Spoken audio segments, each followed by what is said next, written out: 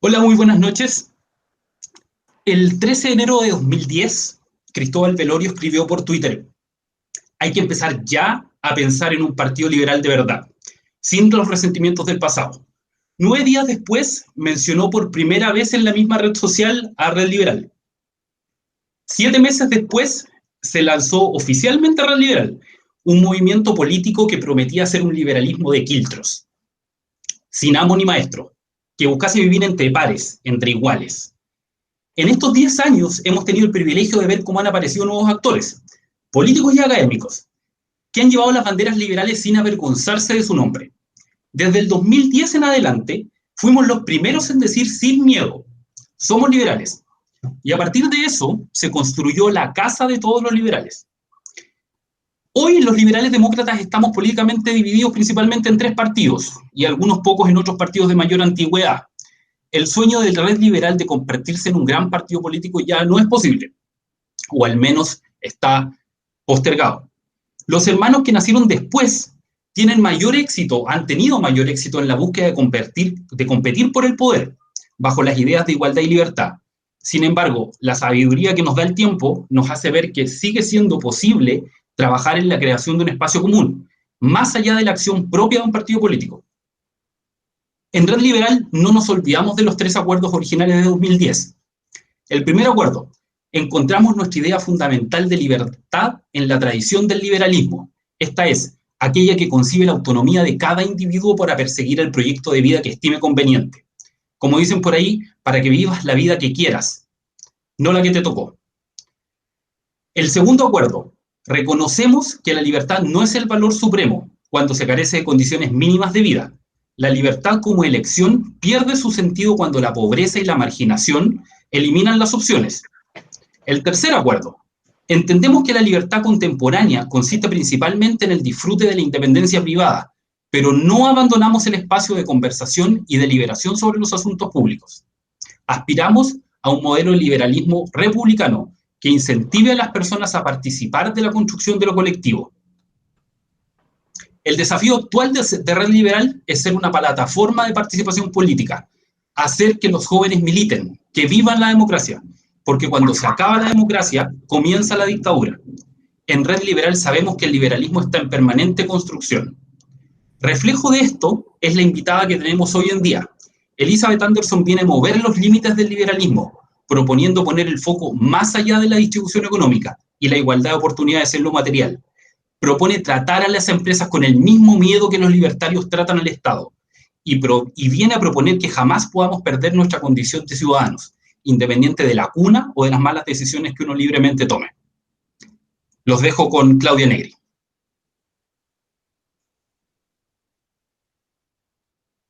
Sorry, I did not unmute myself. There we are. Firstly, I would like to welcome all of you today, especially Professor Anderson. It's our pleasure to have her with us today, and we are very excited about the conversation. To introduce briefly the current affairs in Chile, the country has been suffering a series of transformations, which we could define as structural ones, since the protest started last October in 2019. The social unrest summed up with the COVID-19 and the upcoming economic crisis creates a challenge for the country, which we should take as an opportunity for changing and creating a more fair and equal country. During this talk, we would like to discuss several of these issues with Professor Anderson. Professor Anderson received her PhD in philosophy from Harvard, is Arthur F. Trudeau Professor and John Dewey Distinguished University Professor of Philosophy and Women's Studies. She's renowned for her works in various areas, which include democratic theory, equality in political philosophy and American law, racial integration, the ethical limits of markets, theory of value and rational choice, the philosophies of John Stuart Mill and John Dewey, social epistemology and feminist epistemology, and philosophy of science. One of the many interesting ideas we would like to reflect upon with Professor Anderson is Professor Anderson's suggestions about relational equality, where she explains that it isn't enough to create a social protection network or system, depending how, as a public policy to avoid falling into poverty. Rather, we need to create a system of democratic security to ensure that we remain citizens of the Republic. Sorry if the translation is not the best. I've translated from Spanish. So yeah, that's very good, actually. So the conversation will be led by both Dr. Bellolio and Dr. Brieba, both doctors in political science and experts in liberalism, so I leave the floor to them.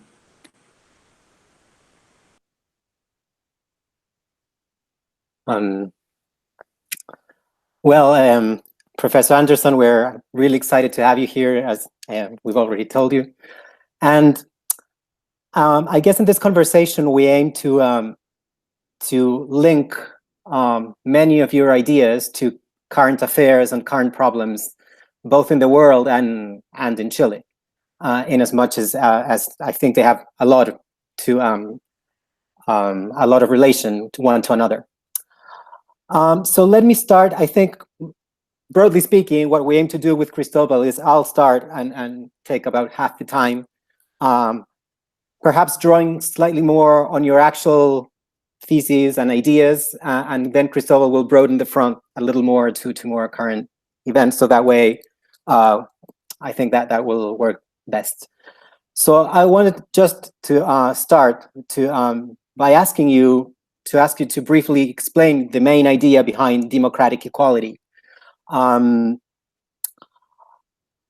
especially considering that today inequality is at the forefront of the political agenda all over the world.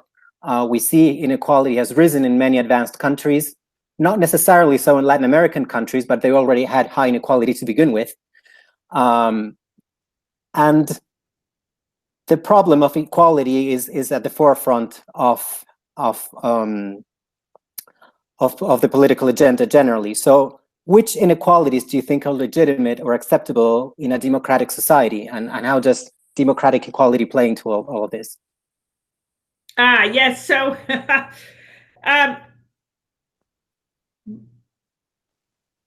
there are certain inequalities in the distribution of income and wealth that I think are consistent with a free society of equals. So, on my view, the goal of egalitarianism is to create a society of equals that is also a free society, that is where individuals do enjoy their own liberties. And there are material prerequisites to achieving such a society. Everyone needs enough resources and opportunities to be able to function as an equal in society. But we also have other social needs that may entail certain kinds of material inequalities. And you just want to limit them so that they don't create a society in which some people have unjust power over others, can treat them with impunity, abuse them in various ways, constrain their liberties and opportunities arbitrarily. I think we are now far past the point where material inequalities have created gross inequalities of power and esteem that are fundamentally incompatible with a free society of equals and with a democracy. I think things have gotten much worse in the past 40 years or so, with the rise of neoliberalism and global economic policies that created a set of rules of international capital that grossly overweighted the interests of capital owners relative to everyone else, the interests of workers in particular, and just ordinary people who may be doing things that are not necessarily in the paid labor market, dependent caretakers, for instance, within the family. Excellent. And could you explain to us, for viewers that are not familiar with the distinction between relational inequality and inequality of resources? Like, why is your emphasis more on relational equality rather than the more traditional resource-based vision of what inequality means, and why do you think that relational inequality is more important? Yes, so look, there are all kinds of accidental inequalities that I don't think are in themselves unjust. So for instance, there are natural inequalities of talent and potential. My thesis advisor, John Rawls, argued that there are ways to actually make the diversity and inequalities of talents across the population redound to everyone's benefit by organizing the roles of society appropriately. And I think that's by and large correct.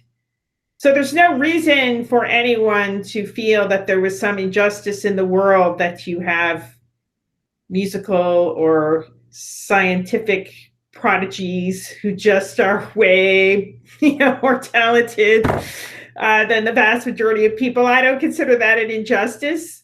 Now, what could be an injustice is that if you exalted these people above everyone else and let them off the hook from having to obey the laws that everyone else has to do or give them absurd privileges, then that could be a problem. But if in fact they use their talents to in ways that promote the well-being of other people by bringing, wonderful musical performances or great scientific discoveries, we should be pleased about that and not envious.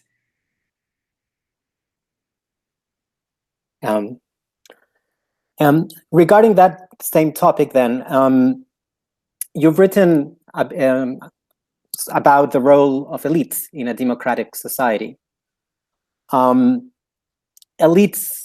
are a bit of a bad word these days. Yes. Right? We can talk about that. So all I mean by elites is whenever you get society or any organization within a society at a large enough scale, it's going, in order to manage it, it's going to require different occupations and offices in which some people have organizational authority over others. And so the elites are just the people who hold the positions of higher responsibility and authority. There's really just no other feasible way. You can't have participatory democracy in a firm with 1,000 people, right? You're just not going to get anything done, right? You just need, a very tiny groups. Yes, they could be good participatory Democrats, but really that system breaks down pretty quickly once you scale up. So all I mean by elites are people who occupy those slots in various organizations, of which the state is just one. Exactly.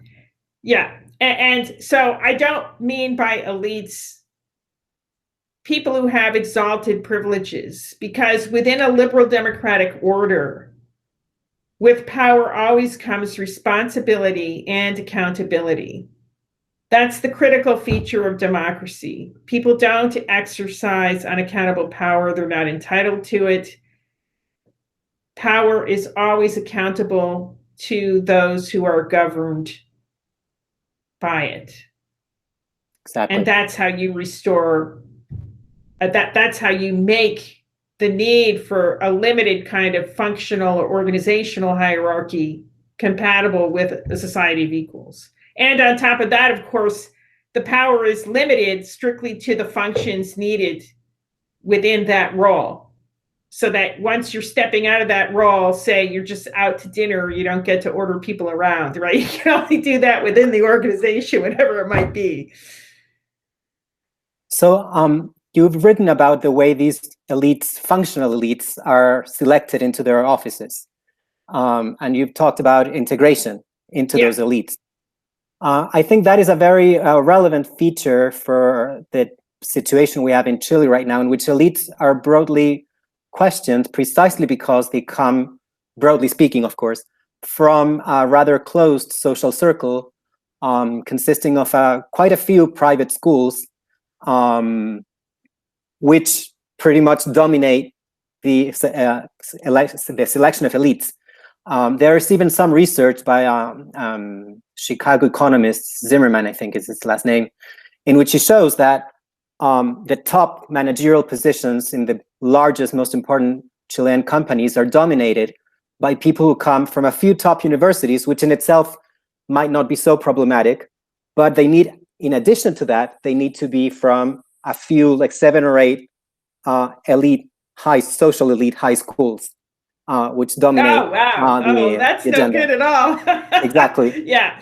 So how far do you think this sort of selection integration should go? Should companies actually select actively on gender, on class, on race?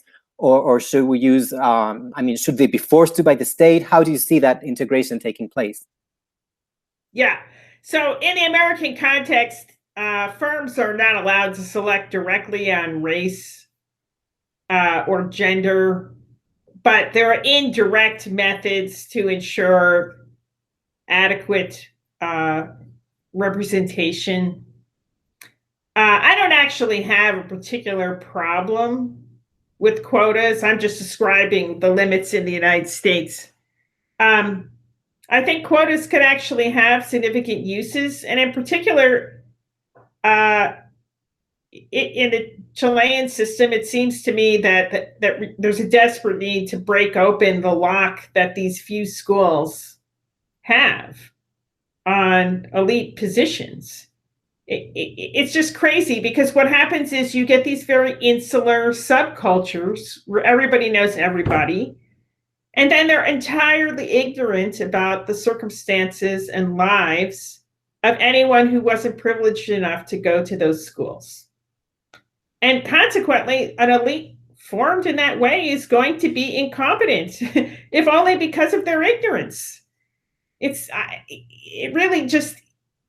Why do we think that just because they managed to score highly on some tests that, the super elite schools gave excellent preparation for, that those tests actually measure the knowledge that's relevant for making sure that when one is exercising the authorities one has within an organization, one is actually responsive to the needs and interests of everybody else whom one affects in decision making. Indeed, I think we can be fairly confident that people who have lived such sheltered lives only in these elite circles are overwhelmingly ignorant of the effects that their decision making has on people who are outside of those circles. So we should open up. Actually, that reminded me of one of his mottos or phrases that have come out of the Chilean protest was that there was a lot of elite people saying something like "no lo vimos venir," which is we didn't see it coming about the protest. Right. So that goes in line with what you're saying. Now, some people have talked even of abolishing private schools. Do you think such a measure would be good, or is it taking things too far? I know you've written, at least in the American context, that we have to distinguish between schools that give better preparation to students and that benefits everyone from just all boys networks, and that those are two very different things. One might two very different arguments in the discussion about private schools. Yes. So one of the difficulties it's true in the American context, we have spectacular amounts of religious diversity in the United States. Americans are very creative with religions, and there's practically a new religion invented like every month. and so they also tend to form schools. In reality, a lot of these religious schools are not particularly privileged. They're private schools, but in fact, they're not really elite. There's a handful. and then there are some famous, very, very famous elite schools like Harvard. And there's a handful of them. But actually, in the US context, we're such a gigantic country, and there are so few seats in these ultra elite Ivy League schools and a handful of liberal arts schools. They're a minute percentage of all of the college educated students, and there are vastly more elite positions than could be filled by even all of the graduates, right? So in fact, there's absolutely, it is true that places like Harvard have grossly excessive authority and power to situate their students in advantageous ways. But I think in the U.S. context, it's very much diluted by just the vast variety of schools that are out there. What concerns me more, the greatest failure actually of the United States, is that we have so many schools for younger children that are grossly inadequate and just simply fail to educate very poor children, Black children, immigrant children. And that's really a catastrophe, because then the kids grow up and they're functionally illiterate even if they manage to graduate high school. And that's an unmitigated disaster. Everybody needs, and there's no reason why they couldn't get an adequate high school education.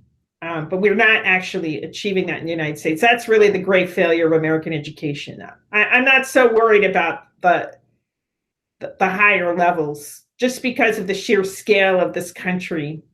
The influence of a place like Harvard or Princeton is just diluted by the huge scale. Mm-hmm. In smaller countries, it could become more of a challenge. And then I think there is a deep need to distribute resources more equitably, so that it's not just a handful of schools that get the lion's share of resources, and that's just to open up opportunities to people. And also those schools, really, I mean, how are they selecting their students? That could be very problematic too, if it's just like some privileged set of families that are reproducing themselves over time. I think that more or less fairly describes the schools I was talking about here in Chile. But you mentioned these poor schools for poor children, and that's a problem we have too, of course, that education generally is the achievements of students are not very high generally. But in democratic equality, you talk about sufficiency, right? About a certain level that everyone ought to have to become a full citizen. And I wanted to take you to a closely related topic for education, or more broadly, social rights. That's something that has been prevalent in the Chilean discussion and political agenda for quite a few years. We're probably writing a new constitution soon. Do you think that focus on social rights is adequate and necessary for achieving this level of sufficiency everyone ought to have? And do you think social rights ought to be in the Constitution, or does that not matter in itself too much? So it might be a good move, but it depends on the critical issue about constitutionalization is the Constitution structured in such a way to guarantee adequate funding for the social rights? Usually budgetary issues are rather separate from constitutional issues. And so you could have all these fancy words in the Constitution. It doesn't necessarily translate into resources. So what's happened in the United States, all of the 50 states have state constitutions in which a right to an education, to a free public education, is guaranteed. So that might seem really great, except when push comes to shove, when you ask a judge to enforce that ruling, they don't have a taxing power. And so there have been in a few states very bold judges who just knock down the whole financing scheme and say on the ground that it's not giving poor children an adequate education. So occasionally you have very bold judges who are willing to go that far. But we've also had judges in other states under their state constitutions who have accepted that it's okay if the free public education is so bad that a child graduating from high school will have no prospects other than completely unskilled manual labor, and that's something that they would be consigned to life. That, I think, is outrageous, but it's really hard. And the judges basically say, well, we don't have the taxing power. I can't demand more, So I don't think we should put too much confidence in social rights written into the Constitution. Maybe it will help. But often we just find a lot of ways in which social rights get evaded because judges in the end are not very good at making public policy decisions. They haven't been trained for that. They don't really have the authority. How much is enough? And again, we have a very mixed record in the United States. Some judges have been great and really have gotten the issues and have boldly used their power, but others, they just feel like it's beyond them. Right. So moving on, before handing it over to Cristóbal, I wanted to ask you a bit more theoretical question, but then take it into the practical, to connect it with your last book as well. I wanted to ask you about your how you view the relationship between freedom and equality. Freedom in the liberal tradition is usually understood as non-interference, right? From Hobbes and Isaiah Berlin and so forth. But you do not share that definition of freedom in your work, and yet you tie it closely to equality. There are other definitions, non-domination, the idea of sen, of capabilities. How do you tie all of these things together? How do you believe freedom and equality ought to be related? How do you understand the two? Yes. Can we have one without the other? Yeah, right. Well, I mean, the great thing about the Republican non-domination formula is that there you can see deep conceptual links between freedom and equality. So if to be free is not to be dominated by another, then you can ask, well, what are the social conditions of non-domination? Well, I take it that a critical one is that if somebody has some kind of authority to say issue orders to you, that they can be held to account by the people to whom the orders are issued. And that requires some kind of voice, within the organization, whether it be the state or a firm or what have you, on the part of the governed, that is some kind of democratic ordering. And democracy is the way we socially organize equality. So we then get a very nice conceptual connection between freedom and equality. So there's something nice about that formula. I'm not such a fan of the way Phil Pettit renders it, because I think he draws an artificial contrast between Republican freedom and liberal freedom on the ground that Republican freedom is also interested in the security of one's liberty, that it's not just, you might be, some dictator might give you freedom, but then take it away at a whim. But in fact, liberal rights and liberal constitutional regimes have always cared about securing individual liberties with various procedural rights against having them arbitrarily infringed and so forth. So I think actually Philip's way of drawing that distinction is rather artificial. And what I like about the non-domination formula is it creates a vivid image in our mind about the fact that what's at stake here is social relationships.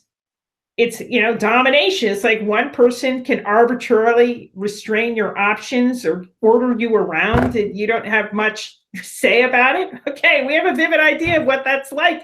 That's both a condition of unfreedom and a condition of inequality, of social hierarchy. Excellent. So non-domination is the key here. So that's what you say as well in your recent book, Private Government, right? When you take this idea to the firm. I thought I'd never thought of the firm in that way. My original training was in economics, so I had accepted, I guess, the model of the contract, the labor contract, where two free parties contract, me as a worker, my employer, but I'm free to leave, so it's just a contract, right? So could you explain to us what does this mean, having domination inside the firm, and why do you think that in spite of this free contract, this is basically a relation of unfreedom? Well, within the firm, we have an organization that's composed of hierarchies where you have bosses issuing orders to workers. The mere fact that you have the right to quit or that you have an exit right doesn't take away from the fact that internally the governance of the firm is hierarchical. And capitalist firms disempower workers. Workers don't really have any say, unless maybe they're represented by a labor union, but worldwide labor union representation has been, labor union membership has been declining and unions have been weakened over time. And that's a function of the rules of our international order, which give capital huge advantages over labor through our World Trade Organization and other trade pacts. So workers really have been, on the short end of the stick. So do you think that there should be a sort of constitution of the firm in terms of more explicit rights of what companies have a right to do to workers and what they don't have a right to do? I mean, for instance, what if a worker says something offensive or racist or whatever on their Facebook posts outside work? Usually consumers get very scandalized with these things and demand that the firm, fire the worker. But that's something he or she did outside work. What should a company do in that instance? Do you think they should have a right to fire? This question, of course, as you know, is coming up constantly in the United States. And I actually think that we should, in general, secure workers in their off-duty freedom of speech. There are certain exceptions to that. So, if a worker is off-duty harassing their coworkers on social media, right, and being really obnoxious to them, okay, I think, they're not working as they can't really be a good team member if that's what they're doing off duty to their coworkers. So there are some things like that. The difficulty I have is that even though if they're being racist or misogynistic or something, just say spouting off offensive political opinions on their Facebook page or what have you. And it might be very offensive to other people, but all kinds of opinions are very offensive. People have religious opinions. They have all kinds of opinions that other people object to. And I don't think we should be recruiting bosses to enforce speech rules on workers. And again, there are some exceptions. If there's somebody who holds a position of power and authority within the firm, and they say something racist or sexist, the firm could say, well, look, functionally, how could we trust you to treat everyone equally within the firm if these are your opinions that you're expressing off duty? So I think if you're high up in the hierarchy and you actually have power over other people in the firm, okay, well, that's a different situation. And yes, and then also if you're the CEO or a major spokesperson, then the public face of the firm is basically you and people at your rank. And the firm could say, look, we stand for other values. And so we're firing you because these are not our values. And that's okay, because these are people who have power and they want those values. The corporation says they want non-discriminatory values to be what the corporation itself practices. And so you can't give positions of authority to people who repudiate those values. That's totally legitimate. But if you're just talking about, you know, some delivery person or somebody in another low-level position who spouts off something that you know is obnoxious, I don't in general think that no one thinks that such a person is speaking for the firm or has power to shape the firm's values in line with these bigoted opinions. And so I think it would be proper to protect workers' free speech rights in contexts like that and say, no, they just have a right not to be fired. And the difficulty is, by giving bosses the right to fire for some obnoxious opinion, well, then they can fire for any opinions. They could fire somebody because they're not supporting the preferred political candidate of the head of the corporation. Do we want that? I don't think we want that. So yes, I think there's, you know, that means that we have to put up sometimes with some obnoxious people, but that's, you know, life in civil society. Okay. Thanks, Professor. I'm turning over to Cristobal now, so you can continue this conversation. Yep. Professor Anderson, it's a real pleasure to have you with us. I have a couple of questions.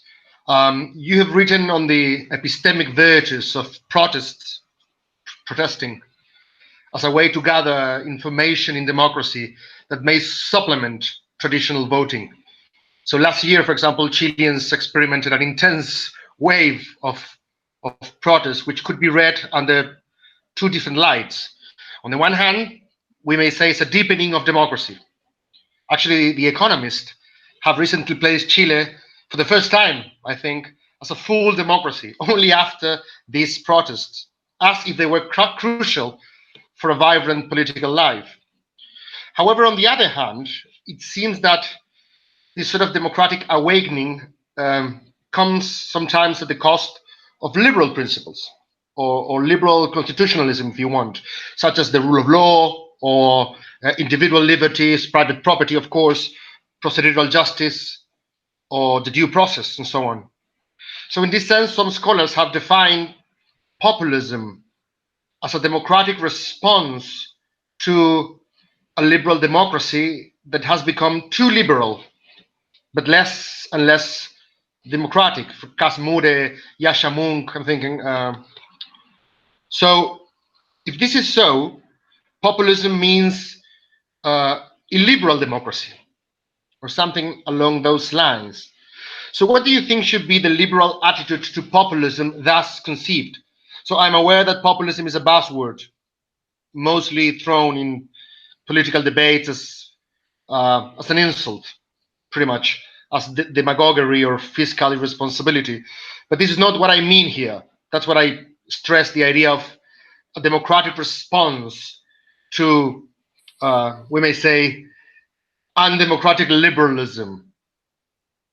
So, and the idea that this undemocratic liberalism is taking from collective decisions more and more, from collective will, more and more decisions, and place these decisions on unelected bodies, contra-majoritarian mechanisms, or supranational entities, etc. So I want to know your thoughts in this idea of conceiving populism as a democratic response to anti-democratic liberalism, and also about this distinction between a liberal way and a populist way to understand politics. Pretty much the Chantal Mouffe critique to Rawls and Habermas. So the liberal way will be this way of carrying a promise of rational deliberation and consensus among universally devised individuals. And the populist way will be highlighting the role of agonistic conflict, of interest and passions, and of course the corresponding idea that consensus is a mirage, if not the hidden will of the establishment. So how do you think liberals should face this sort of populist threat thus conceived? Yes. Okay. So I think it's important to distinguish two different kinds of movements and protests that are called populist.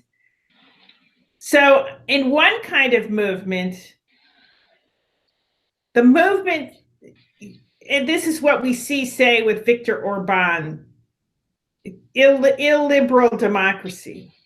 On that kind of movement, the people are defined as only a subset of the citizens, and others are excluded. Okay, and I really don't see that as compatible with democracy. I think it's even a contradiction in terms to call that democracy. On my view, democracy is not just the whatever majority you can cobble together imposing its will without compromise or consultation on some despised minority groups. That's just is incompatible with democracy constitutively. With democracy or with liberal democracy? No, with democracy itself. I mean, democracy, I think, it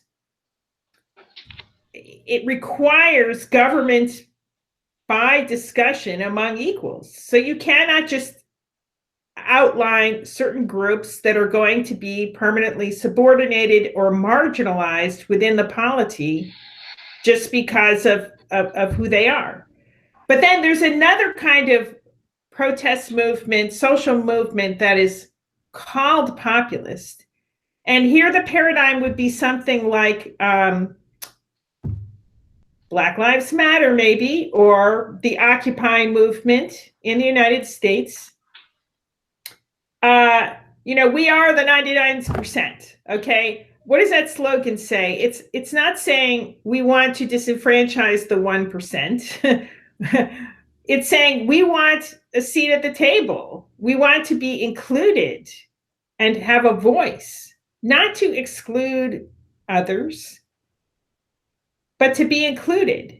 Now, what's interesting is empirically, what gives rise to both types of populist movement is a kind of grievance that one has not been represented. One hasn't been effectively represented.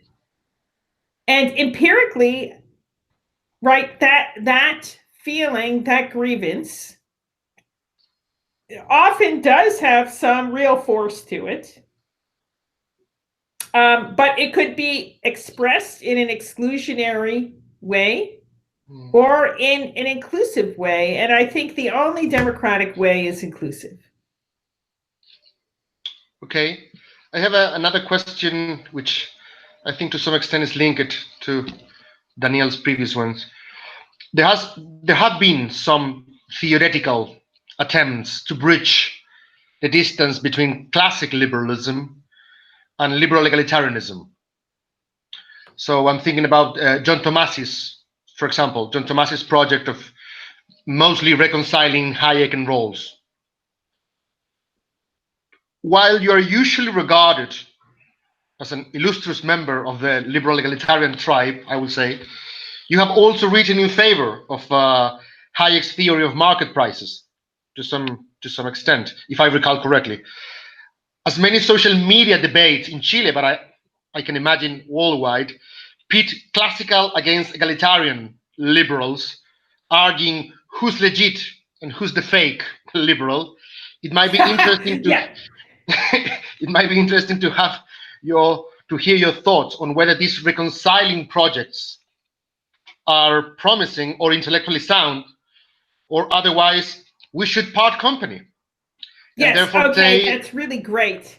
Or therefore say like Samuel Freeman, no, I'm sorry, classical liberals like libertarians are not liberal enough. Yes, yes. So I've actually been doing a deep dive into the classical political economists, particularly Adam Smith, John Stuart Mill, and Karl Marx. And all through the lens of the Protestant work ethic. And basically what I'm arguing is that there is a deep pro-worker work ethic that has, from the beginning, competed with a very harsh and inegalitarian version of the work ethic within the entire history of political economy. So you could see on the right, conservative versions of the work ethic expressed by people like Thomas Malthus and Nassau Sr., who authored the first welfare reform in England, and people like that. Now, what I find very interesting about this moment, and in particular about Adam Smith and Mill, is that they were vividly aware that if workers are to actually get the fruits of their labor, and obviously Marx is somewhat different, but within a market system, if workers are to get the fruits of their labor and to be treated decently and to enjoy some level of autonomy, you have to engineer markets appropriately, the rules of markets, the rules of property. What's happened rhetorically in the 20th century is that people have taken this term free markets and private property, and they think that what it means is something specific, namely a neoliberal order in which basically all the power is handed over to the owners of capital. Whereas my position is we need markets. Markets perform indispensable functions. We don't have a good substitute for them, and they can do a very good job. But we have to recognize that markets are delicate products of social engineering with very important consequences for power relations and for with distributive consequences as well. And consequently, we have to engineer the rules of property and markets so that they can secure. But do you think classical liberals will? Don't you think that classical liberals would understand engineering the market as a sort of top-down intervention and not an emergent order, bottom-up? Look, I just think it's illusion that the whole idea of emergent order is completely out of touch with what the classical economists said. Okay? Adam Smith says if you want free markets, you have to abolish many forms of property right. You have to abolish primogeniture and entail, which locked up property through inheritance rules that perpetuated useless dynasties of lazy landlords. You have to abolish slavery. You have to abolish joint stock corporations. Okay, like he's out to abolish and all kinds of chartered monopolies. Right? He's out to abolish all this stuff, all kinds of property rights. I mean, it's definite engineering. If you look at John Stuart Mill, yeah, sure. He basically argued that you should eliminate the landlord class in Ireland. Just wipe it out. Just zero out their property rights in the land itself. Literally, he said that. No, all the property should be, he had some compensation schemes. So, the lazy landlords would get some cash. Okay. But they would no longer own the property. The property should be owned by the people who work it, namely the Irish peasants. He was a huge advocate for peasants, and that required a radical restructuring of property rights in Ireland.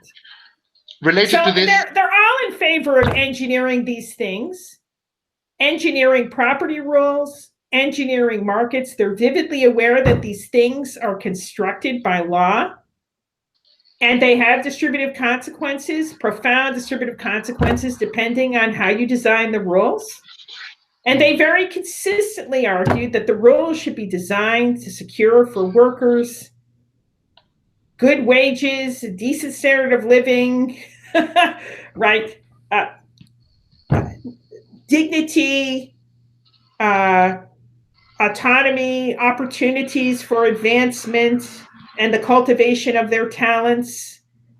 That's what they wanted. Now, you might argue, okay, they didn't see far enough, and so the rules that they proposed weren't good enough. But of course, these people are they're good empiricists. Okay, so we try this, and if it's not good enough, we can go back and re-rig the rules. Yeah, there's no question, though, that they're in favor of rigging the rules in favor of the workers. And this is a question that I've received from people that understand themselves as classical liberals, but I don't think I have a good answer. Maybe I'm sure you have a better answer than mine. Some people struggle to find relevant differences between roles in liberalism, or if you want, liberal egalitarianism, and what we used to call social democracy. So are we talking about the same here? Are they distinguishable by the origin, for example? Or maybe we're talking about different levels, like one is a doctrinal and the other is like a political project or program. How do you distinguish or relate liberal egalitarianism and what we used to call social democracy? Yeah, well, I mean, that's a really great question, because social democracy came out of Marxism. And liberal egalitarianism is from the other way around, isn't it? You see, actually, well, here's the irony, though. There's just endless ironies in this history. So if we look at one of the centerpieces of social democratic policy, it's comprehensive social insurance, old age pensions, unemployment insurance, health insurance, all this kind of stuff. Absolutely central to the social democratic order. But who thought up social insurance? Liberals. Thomas Paine, Condorcet, they are the two originators. These people are not Marxists, okay? Now, it was adopted, right, by revisionist Marxists, who themselves, I mean, there are just so many ironies about the history of social democracy. So consider, for instance, that we identify Marxism with a commitment to revolutionary overthrow of the capitalist system. But yet, Marx himself had a big argument, as we know, with Bakunin over the First International. And he called, you know, in the last basic large meeting of the First International, he called for the working classes to organize political parties and compete for seats in the parliaments of the emerging democracies of Europe. So Marx already planted the seeds for a democratic version of Marxism, a non-revolutionary, or what they call revisionist Marxism, by calling for workers to organize within democracy and fight for their interests within the emerging parliamentary systems of the late 19th century. Okay, well, you carry that forth, right? And then, like, do we really need revolution and overthrowing everything? Well, we see where that landed us. Revolutions in the violent sense are very dangerous, especially when you actually look at the Marxists themselves, who didn't really have a clear idea of what to do with power once you overthrew everything. You know? And that was a problem that was faced in the Paris Commune. You know, it was faced in the French Revolution. It's kind of like, okay, what do we do next? Terror? I don't think so. That's not really a great idea. We tried. It didn't work out so well. Right. So there's already, I think, what we see here, and this, of course, was the argument advanced by Edward Bernstein, the great sort of originator of revisionist Marxism, in his wonderful work, Evolutionary Socialism. It's that the left needs liberalism. It needs liberal democracy for workers to advance their interests. There's a real convergence here. Interesting. Last question. We're in the midst of a pandemic, so it suddenly feels that expert opinion is more valuable than ever.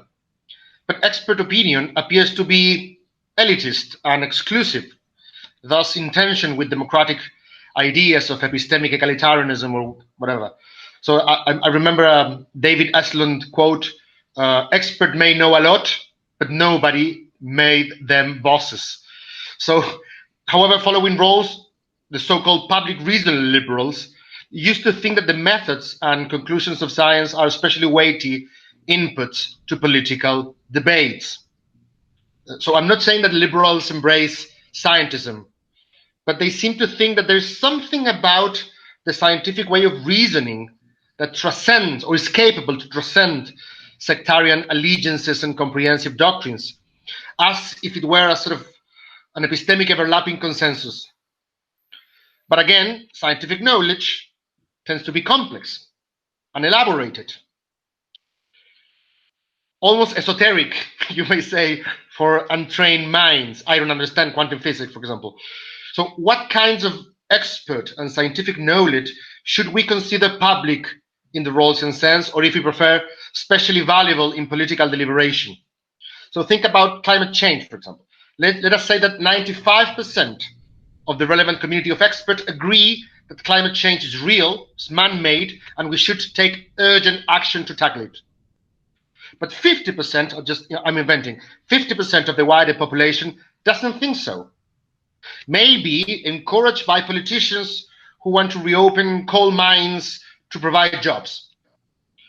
So Rawls says that this scientific argument should be non-controversial, but non-controversial to whom? To the relevant community of experts or to the general population?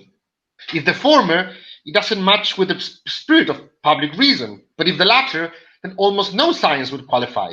Actually, we have governments that they don't believe in coronavirus or vaccination or whatever. So it would be nice to have your thoughts on this, because I know you have a paper on lay assessment of expert opinion. Yes. So yeah, there's a lot packed into that.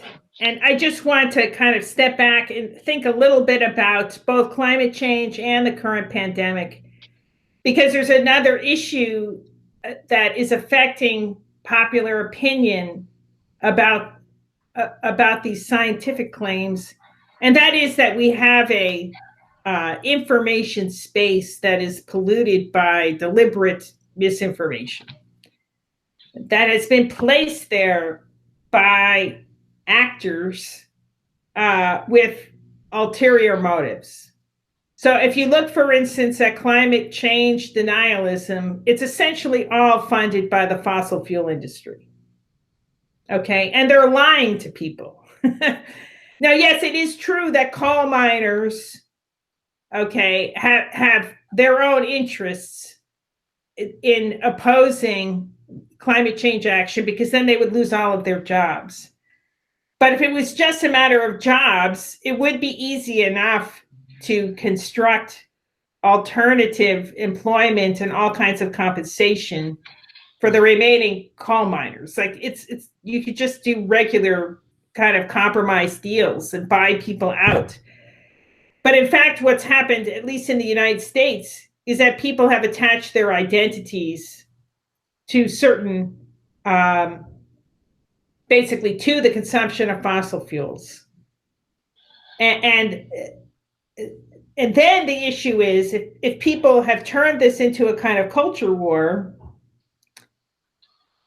we have to figure out techniques for helping people see that their identities are not so threatened as we could imagine. And this is a place where I think the standard Rawlsian move of paring down discourse to a very spare vocabulary is probably not effective or a good idea. Instead, what we should do is help people see how their identities could even be enhanced. So maybe they're not so keen on hugging trees. Okay, that's not part of their cultural identity. But they do like in America, the climate change deniers would really love to be entrepreneurs and making money on their own. Okay, so what you pitch to them is, let everyone have solar power on their roofs, and then you could make money. Instead of having to pay these utility companies, they pay you. That's very appealing. In fact, it's wildly popular. If you look at who's installed solar, it's like people in Arizona and Florida. A lot of Republicans live there. Right? Or if you look at wind power, the greatest installations of wind power in the United States are in Texas, the great oil state. Okay, because there's money to be made by setting a wind turbine on your ranch. A lot of money. That's a way to defeat denial politically. But in a theoretical level, what do you think about the weight of scientific arguments in political deliberation? Yes. So look, people are capable of recognizing that there are certain questions that they don't have the expertise to answer. Yeah. And it's not contrary to democracy as long as these experts, like Dr. Fauci, right, they have to support their arguments by means of published knowledge that anybody could, even if they can't read the papers, they can at least vet who's writing the papers by, checking to seeing whether it's just some crackpot or research that actually has empirical support. You see what I'm saying? A second order assessment. The second order assessment. My problem is that if you are an anti-vaccine group, for example, and you only talk with your own friends in a Facebook group, let's say, you don't go through that second order assessment process. You just are in like sort of an echo chamber, in a bubble. I understand that. And then, you see, that's why I think for cases like that, you have people who have been exposed to a deliberately distorted information environment. Okay. And so they've been deceived in certain ways. And then we have to approach the question as one of democratic communication. Okay. That is, how can we address people? Because people have real concerns that these vaccines are really dangerous. Yeah. Okay. And that's not a crazy concern. They're sincere. Yeah. But they're not beyond persuasion. And, we have excellent examples of how that's worked. But you do have to win their trust. And that requires treating people like that with respect and listening carefully to their concerns.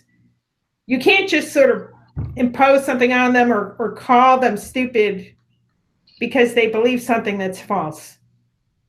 There are other ways to approach this that are democratic and respectful, and that are capable of winning trust.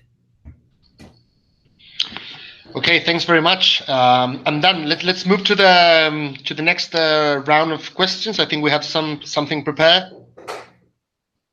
Do we? Yes, Cristobal. We have a round of questions now, and we are going to start with Carolina Toha. She's a former mayor of Santiago, a former minister, And Carolina, can you start, please?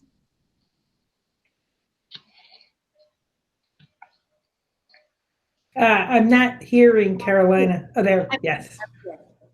Hello, everybody. Hello, Professor Anderson. Thank you very much for being here, or for being there, really, but being with us. Yeah. I would like to ask you about the role of conflict, social tension, and antagonism in the path of fighting for democratic equality. In Chile, we are living a great crisis, political and social crisis, motivated by a claim against inequality. The demand has strained the country's climate, political climate, and sparked protest demonstrations daily, really daily, every day, and has generated a climate of discredit against all the authorities and against the elite in general.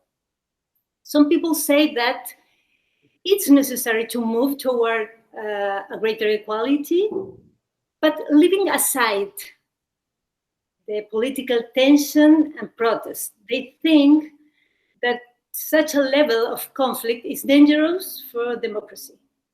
And others say that without this tension, this conflict, this level of demonstrations every day, there will be no progress. They think that democracy has to be able to process this level of conflict. So I would like to know, what do you think? Although if you're not familiar with particularities of Chilean reality, I'm interested in your opinion about the role of conflict, of antagonism, tension in the fight for equality. Yes. So this gets back to the issue of protest movements and social movements. They're absolutely indispensable for equality. If you have an entrenched elite that's very privileged and self-reproducing, it's the only way to wake them up. You have to disrupt business as usual and wake them up and make them realize that business as usual cannot proceed. Yes, and sometimes that means that in fact, inevitably, it must mean that their lives are disrupted. And that they're going to be faced with a situation where change, substantial, fundamental change needs to happen. And you know, you have to bring it to a head so that they recognize that they can't just go on. We've seen this with many movements. The classic case in the United States is the civil rights movement, and it did produce profound change over the course of decades. It's very powerful, and what you find is elites, well, you know, they're still really well off afterwards. They haven't lost anything of any significance. They feel they have, but in fact, you know, life on the other side is still good for them. They'll survive it. So yes, when people have been ignored and neglected and trampled on, and elites seem insulated from the consequences of such destructive behavior, well, they got to be awakened. And mass protests are often the only way to do that. To change the terms of discussion, to force people in power to come to terms with the actual problems that they're, you know, neglecting or imposing on other people. It's a vital part of every democratic order. Thank you, Ms. Anderson, and thank you, Carolina. Ms. Anderson, let me introduce you to María Ignacia Gomez. She is the president of Ciudadanos, one of the liberal parties in Chile. María Ignacia, go ahead, please. Thank you very much. It's a real pleasure, Professor Elizabeth, to have the opportunity for us in Ciudadanos to have this conversation with you. And also happy anniversary to Red Liberal, who is the organized this event. I will say my question in Spanish. So, Daniel, if you can translate me after. Okay. Uno de los postulados del libro de Elizabeth Anderson es la igualdad democrática y la necesidad, ¿cierto?, de que las personas puedan ejercer su ciudadanía en el espacio público. O sea, uno de los postulados es que las personas puedan ejercer esta ciudadanía en un espacio público en igualdad de condiciones. Y para ello, es muy importante que en ese espacio público se puedan legitimar nuevos interlocutores que han sido excluidos, como por ejemplo las mujeres o los pueblos originarios, por poner algunos ejemplos. Pero lo que está ocurriendo hoy día es que ese espacio público está cambiando sustancialmente por el fenómeno de las redes sociales. A mí me gustaría saber cuál es cómo ve Elizabeth el impacto que está teniendo la democracia y en el postulado de la igualdad democrática el fenómeno de las redes sociales hoy día en el mundo. Right. So, so Maria Ignacia is asking, she starts by pointing out that in democratic equality, one of the requirements of democratic equality is that all people can exercise their citizenship in the public space under an equality of conditions.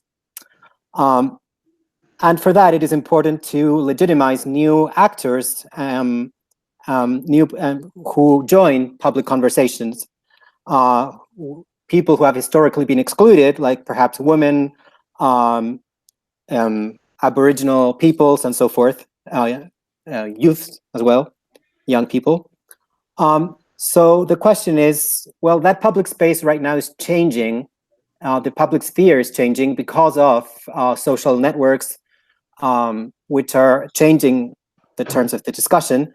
Social media, exactly. Social media, sorry, Yeah. social media. So her question is, how do you think social media impacts this situation of democratic equality and the place these new voices have on the public sphere? Yes. So I actually have a lot of problems with the way social media is organized right now. And a big problem has to do with the way algorithms are determining what information we are exposed to. So a combination of both algorithms and paid micro-targeted ads and news and so forth. What we found is that social media is very easily hacked by bad anti-democratic actors, propagandists of various sorts. Sometimes they're not actively trying to undermine democracy, even though they're doing that. Maybe they're just out for a buck.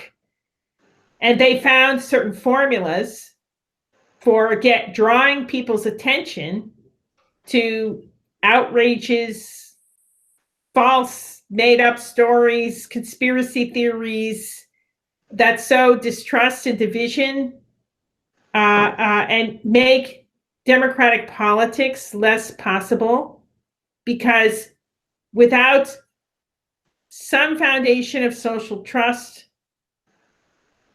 among the different social groups that constitute the polity, if everyone just thinks that whatever is coming out of another person's mouth has to be fake news or a lie, no real democratic discussion can take place among citizens.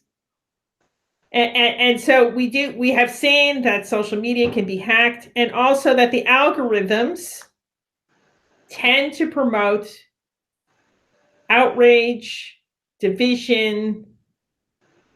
They're grossly amplifying the voices of propaganda, dissension, and division.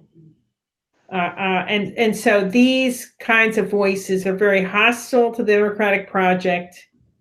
But why amplify those voices? That's a choice that the social media CEOs are making. They do not have to rig their algorithms in such a way to make these kinds of voices of propaganda and division explode and be the most popular dominant things.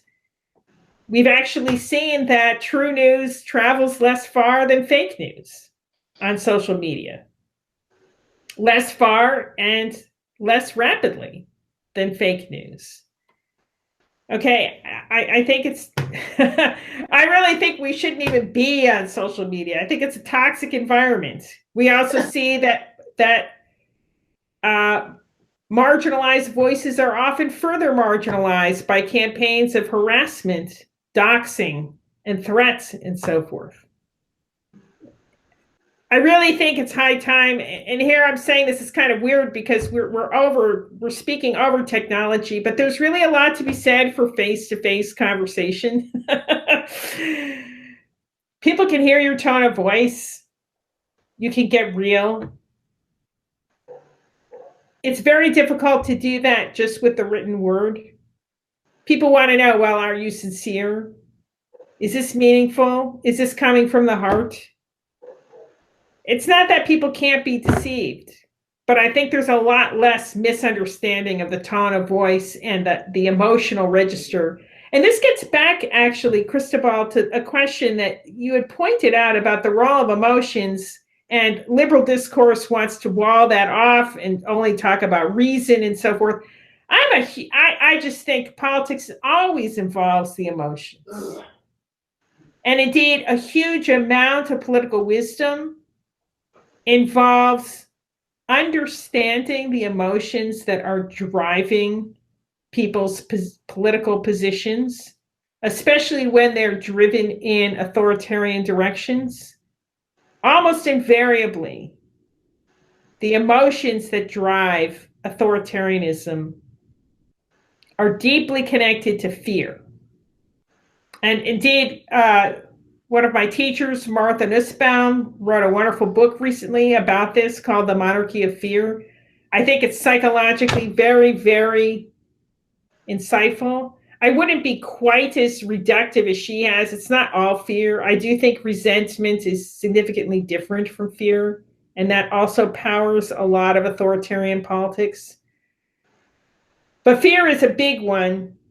And a lot of what we have to do in talking to our fellow citizens is communicating in such a way that we are not activating fear, but actually helping people see democratic politics as a path forward to peace. I think that is one of the greatest challenges of our current moment. And unfortunately, social media is pushing us in the other direction. Perfect. Thank you very much. Thank you, Maria Ignacia. And Ms. Anderson, now we have 3 more questions that we're going to broadcast. The first question is of Claudio Castro. He's the mayor of Renca, one of the cities of Santiago. The next question is by Vlado Mirosevic. He's a congressman of the Liberal Party in Chile. And we're going to end up with Marcela Sabat. She's also a congresswoman of Renovación Nacional. So can we please broadcast?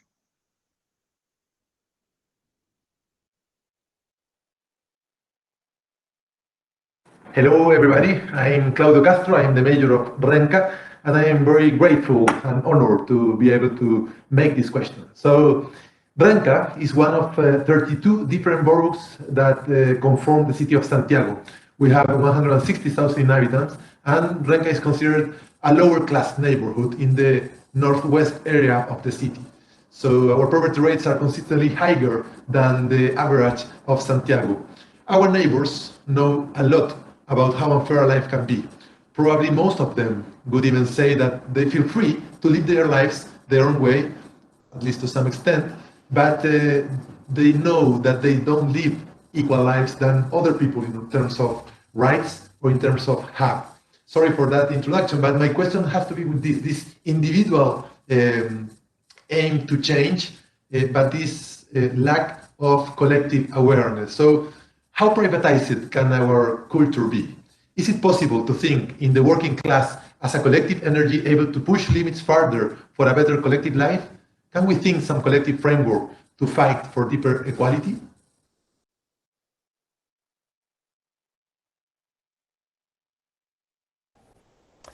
Hello, Professor Anderson. My name is Vlado Mirosevic. I am member of parliament representing the Liberal Party of Chile.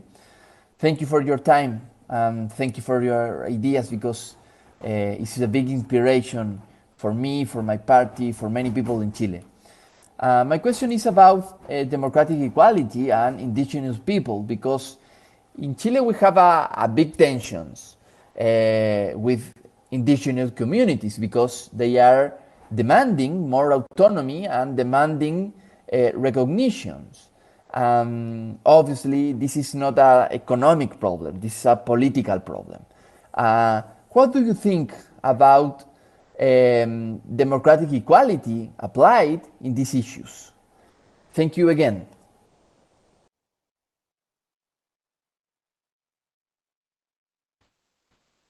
Primero que todo, saludarlos a todos y a todas esta tarde y agradecer, por supuesto, a Red Liberal por esta instancia.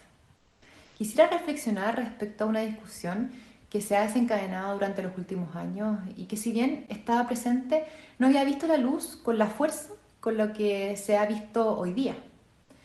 El feminismo como causa refleja y reclama la lucha por el reconocimiento de la igualdad de derechos, de oportunidades y de dignidades entre hombres y mujeres. Usted escribió un artículo para el libro Igualitarismo, una discusión necesaria. En ese texto defiende la tesis de la igualdad democrática, que consiste, en términos muy generales, en que la construcción de una comunidad de iguales integra los principios de distribución en una comunidad de pares.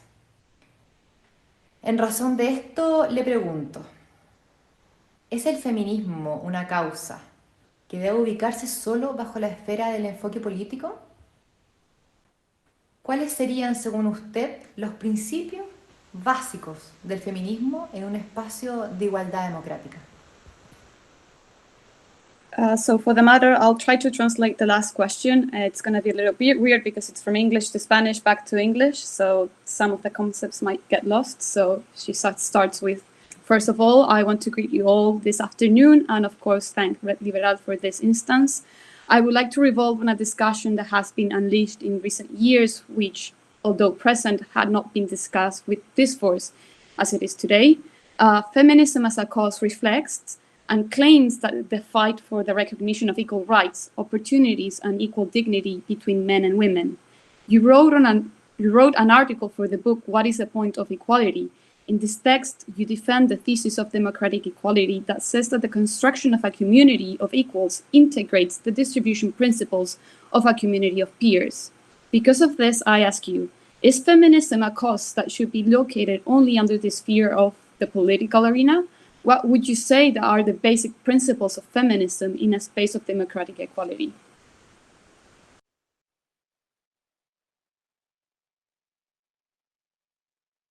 Professor Anderson, you are muted, so we can't hear you. So if somebody could please unmute Professor Anderson.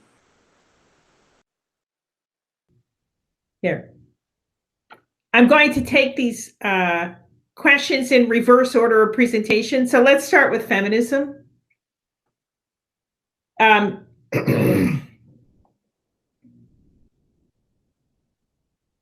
I think of equality as essentially embodied in democratic structures. And democracy itself is not simply a legal order or an order for the state. Democracy can also structure smaller scale non-state organizations such as the workplace. But there's also an ethos of democracy, which is an ethos that we have to practice citizen to citizen, person to person.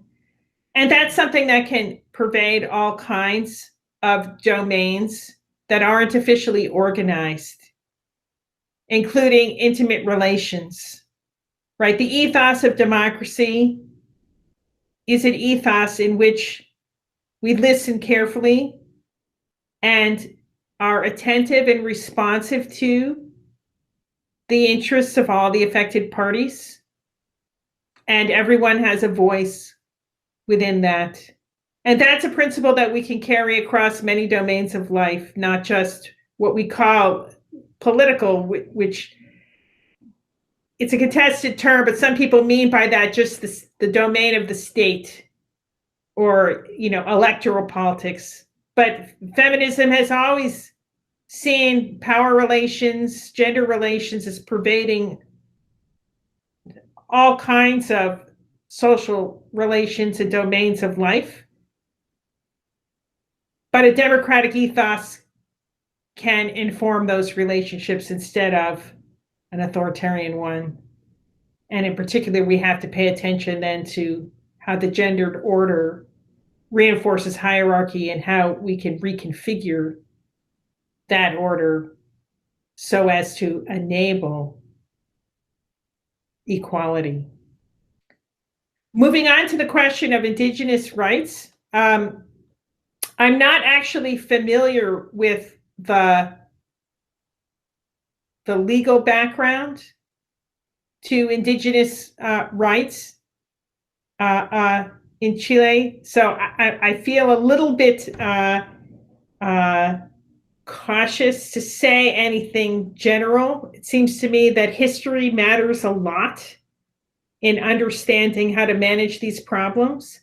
You might have heard that a very consequential Supreme Court case happened in the United States with respect to the tribal claims of American Indians in the state of Oklahoma. And the Supreme Court has recognized that about half of the state of Oklahoma is now tribal territory. It's a stunning decision. No one predicted it would turn out that way. It's quite amazing. But again, like the actual decision depends on treaties, historical treaties, and an accumulation of law. It's a very technical area, and I would be very reluctant to draw any conclusions across countries because so much depends on the histories of injustice and whatever previous institutional arrangements had been put in place. But I would say that this was a stunning victory for Indigenous people's rights in the United States, and no one saw it coming. It was quite remarkable. And then the last question about a poor neighborhood in Santiago. I wasn't quite sure I understood the thrust of the question, but part of it concerned the importance of community. And I did want to comment on that. So in general, the poorer people are, the less they're able to make use of the market to get access to essential goods, and the more they rely on personal relationships in communal webs. Well, if you don't have money, right, you can't like hire a babysitter, right? You're going to call on extended family members or perhaps neighbors, friends. This is just inherent. And so as a result, one of the consequences of this is that poor people's lives are much more susceptible to disruption through policies that disorder their ability to form those communal relationships. So in particular, if they have unstable housing and they get dispersed, that's a much greater disaster than for members of the professional managerial class who could pretty much make their way in any urban center practically in the world because they have the material resources to buy whatever they need. So we see here radically unequal levels of mobility, geographic mobility, and policies could either cater to people who are highly mobile, or we could think about policies that could help people sustain community. That is, these tighter networks of non-market relationships through which people gain access to important goods. So I do think bringing back to the general theme of relational egalitarianism, what this means is that public policy with respect to less advantaged people has to be especially attentive to the importance of non-market relationships that are often in these communal networks. And policy needs to find ways to enable people to sustain those relationships where they're living. Now, it's also really great to give them resources so that maybe they're not so dependent. But we also have to recognize that people's identities are very closely wrapped up with community too. So it's not a neutral decision to say, here's some cash to make up for it. Right, and you know, what's the right balance? It could only be struck by including the people themselves into the conversation to see what matters to them. Well, I think we're done with the questions, Jorge. Okay, we want to thank Professor Elizabeth Anderson. It has been really a pleasure and an honor for us for your insightful ideas and powerful thought. This was not a lecture, but it is a celebration of a political movement that nowadays is trying to create networks across the landscape, the political landscape, across political parties, actors, and intellectuals that to some extent self-denominated liberal. So thanks very much, Professor Anderson. I'm pretty sure this is not going to be the last time that we talk. You are invited to Chile. I would love to visit sometime once the pandemic's over. So thanks very much. And I think we all want to give you a thank you, Professor Anderson. Thank you for inviting me. It was a pleasure. Thanks very much. And now, if you want, of course, you are dismissed. You can go if you want. But now we have, I think, a last intervention. Rodrigo Rettig, que es el secretario general de Ciudadanos, one of the political parties, who's joining today. Rodrigo, ¿estás con nosotros o no? Sí, acá estamos. Rodrigo Rettig, secretario general de Ciudadanos. Thanks, first of all, to Elizabeth Anderson for sharing her great knowledge with people who love to talk about politics, freedom, and also with some kind of equality.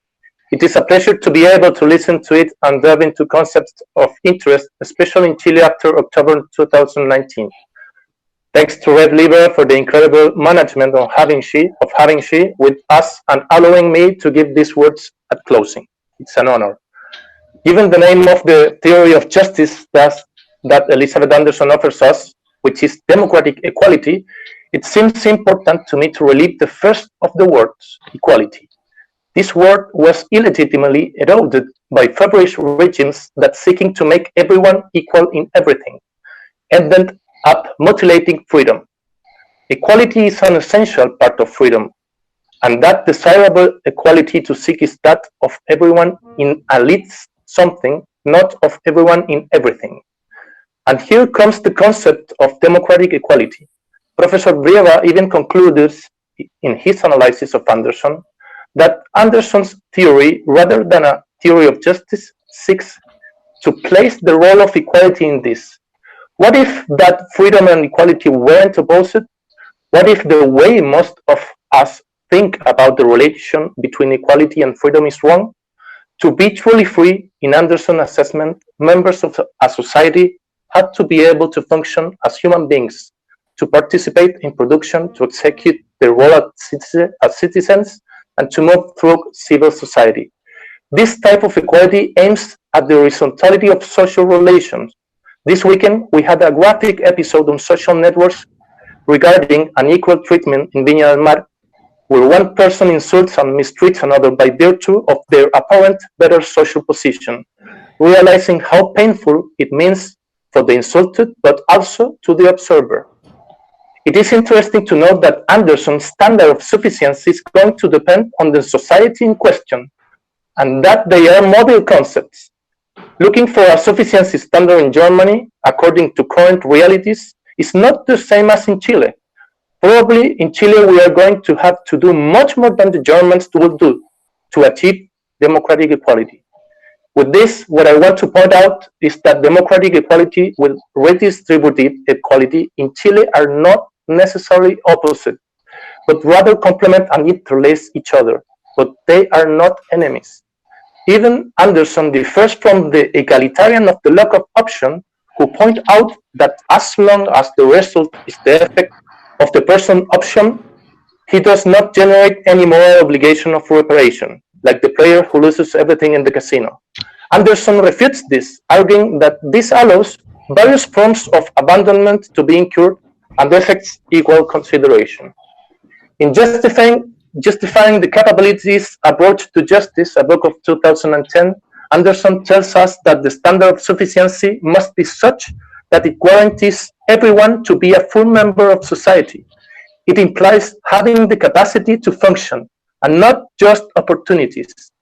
Finally, I suggest to the auditors that if they want to delve into Anderson's remarkable content, look for a talk she gave in April 2019 called The Great Reversal: How Neoliberalism Turned the Economic Aspirations of Liberalism Upside Down, in the which explains why the classic liberalism of Smith, Locke, who was pro-workers, must be distinguished with the neoliberal somersault, which allowed, she says, with a critical vision, financial deregulation, tax reduction, and privatization of public services. This should make us reflect on the synergy of Anderson's theories, or failing that, the eventual divorce that exists between them and the Chile-built post-dictatorship, which, with its lights and shadows, laid the foundations for an excessively mercantilist system, which it seems to be affect the theory of justice on democratic equality that the author we have invited today holds. There's an urgent need to talk about social justice again. The upcoming plebiscite is a great opportunity for that. Thank you very much, Ms. Anderson. Thank you. Thanks to you, Rodrigo. And our president, Jorge Barias, can you say goodbye to all of us? Well, thanks to you, of course.